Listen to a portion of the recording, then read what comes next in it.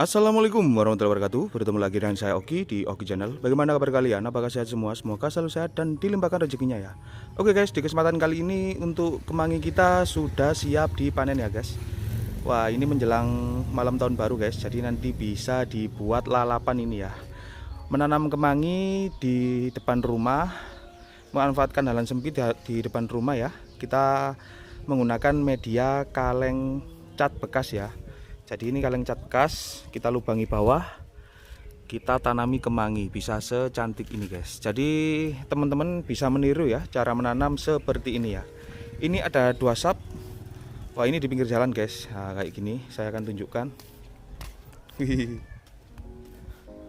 Nah, kayak gini guys. Jadi ini nanamnya di pinggir jalan kayak gini ya. Meskipun kita minim lahan, tidak menghalangi kita untuk tetap selalu menanam ya guys. Jadi teman-teman, kalau semisal mau meniru menanam seperti ini, kita media tanam menggunakan tanah saja yang digemburkan dengan cara diayak ya. Biasanya kalau ada sekam bakar, saya campur sekam bakar karena ini sulit karena musim hujan ya. Jadi kita menanam biasa saja dengan tanah biasa. Menanam kemangi sesimpel ini bisa sebagus ini ya.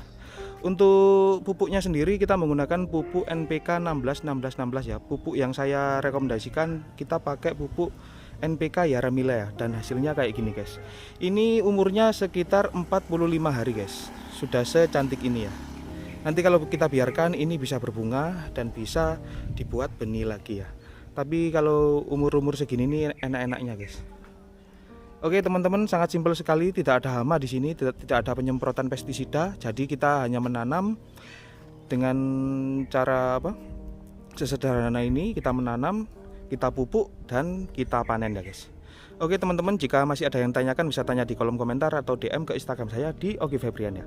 Oke, di kesempatan kali ini kita akan memanennya guys. Oke, ikuti terus guys.